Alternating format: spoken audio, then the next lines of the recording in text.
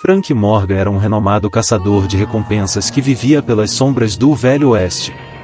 Sua confiança como implacável buscador de crimes era amplamente conhecida, e o olhar sombrio em seus olhos revelava que ele não se importava com a moralidade de suas ações, apenas com o dinheiro que vinha com elas. Até aquele dia fatídico em que um convite tentou cruzar seu caminho, desafiando sua noção de justiça. A oferta parecia irresistível, e muitos dólares em troca da cabeça de um apache temido chamado Lobo Solitário. As acusações eram graves, a morte de um fazendeiro e sua família nas costas de Lobo Solitário. Frank, conhecido por sua audácia, aceitou a tarefa sem hesitar. Montou seu cavalo, conferiu sua arma e partiu com seus homens para o território apache. Frank sabia que os apaches eram mestres da sobrevivência, guerreiros astutos que conheciam cada pedra e raiz do terreno, desafiando todos os que ousassem percorrê-lo. Enquanto rastreavam os sinais de Lobo Solitário, eles enfrentavam a hostilidade do deserto com uma determinação férrea. O calor escaldante, a sede insaciável e a fome constante foram seus companheiros fiéis durante os dias de busca incansáveis. Os outros caçadores não suportaram e desistiram da empreitada. Frank, com sua determinação, prosseguiu sozinho. Finalmente, ele chegou à entrada de uma caverna oculta nas profundezas das colinas. Ali, vislumbrou as pegadas do cavalo de Lobo Solitário, uma trilha de esperança em meio à aridez do deserto. Com cuidado e tensão à flor da pele, Frank desmontou de seu cavalo e pegou sua tocha. Adentrou a escuridão da caverna, com os olhos atentos e seu revólver pronto para a ação.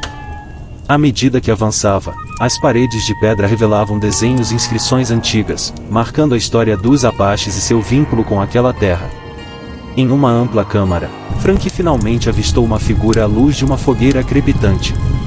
Era Lobo Solitário, o homem que Frank buscava com determinação implacável. Frank aponta sua arma e ordena que Lobo Solitário se entregue.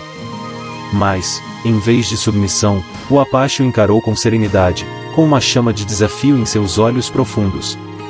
Lobo Solitário insistiu que era inocente e que sua vida estava sendo manipulada por uma conspiração cruel. Ele acusou o governador do estado, alegando que este cobiçava as terras dos apaches para erguer uma ferrovia, e estava disposto a qualquer coisa para alcançar seu objetivo. Essas revelações chocaram Frank profundamente, fazendo-o questionar sua missão. Ele perguntou como Lobo Solitário havia obtido essas informações delicadas. O apache então compartilhou sua história, que mudaria para sempre o curso de suas vidas. Lobo contou sobre o dia em que estava caçando búfalos nas colinas com seus irmãos apaches e testemunhou ao longe uma carruagem se aproximando da casa do fazendeiro. Reconheceu-a como pertencente ao governador, pois já o havia visto na cidade. A presença do governador naquele lugar remoto despertou sua curiosidade, pois ele raramente visitava os colonos. Ele deixou a caça e o seu grupo. Furtivamente se aproximou da fazenda e se escondeu atrás de uma árvore, observando o governador descer da carruagem em frente à casa do fazendeiro, acompanhado por homens armados. Viu o fazendeiro sair para recebê-lo, junto, sua esposa e seus 2 filhos. A conversa que se desenrolou à sua vista foi chocante e reveladora. O governador ofereceu dinheiro ao fazendeiro pelas terras. Ele ouviu o fazendeiro recusar a oferta, dizendo que aquelas terras eram sua vida, seu sustento, sua herança, defendendo suas terras com paixão. Ouviu o governador insistir. O fazendeiro então, defender, negar e resistir, mesmo por uma quantia generosa de dinheiro. O governador não se deu por vencido e, com o passar dos minutos, sua abordagem mudou. Ele passou a fazer ameaças veladas, alegando que aquelas terras eram cruciais para a construção da ferrovia e que a recusa do fazendeiro estava colocando em risco o progresso da região. O fazendeiro manteve sua posição firme, desafiando o governador. A tensão aumentou, e em um determinado momento, a tragédia se abateu sobre a cena. O governador, com um sorriso cruel no rosto, sinalizou que seus homens agissem, e a morte pairava no ar. Lobo Solitário, escondido atrás da árvore, viu tudo. Viu o governador e seus homens abrindo fogo contra o fazendeiro e sua família. O som dos tiros ecoou pelas colinas, e o sangue jorrou dos corpos inertes. Lobo Solitário testemunhou o horror nos olhos das vítimas, o desespero e a tragédia que se passaram diante dele. O Apache não conseguiu suportar a brutalidade da cena e, contra todas as probabilidades, deixou sua posição de emboscada. Ele correu na direção da casa do fazendeiro, sua faca na mão, visando vingar aqueles inocentes. Sua intenção era fazer justiça aos que não puderam mais se defender. No entanto, a coragem de Lobo Solitário não foi suficiente para impedir a chuva de balas. Os tiros o atingiram com forte impacto de contenção. Ele caiu ao chão, ferido e sangrando, mas sua decisão foi inabalável. Enquanto o lobo agonizava, o governador se movia com pura maldade. Com palavras de desdém, ele revelou que havia orquestrado uma situação para incriminar o fazendeiro e os apaches. O governador alegou que havia encontrado documentos forjados na casa do fazendeiro, documentos que sugeriam uma conspiração contra o Estado e o plano de sabotagem da construção da ferrovia. A faca de Lobo Solitário foi arrancada de sua mão e cravada em seu próprio peito pelo governador.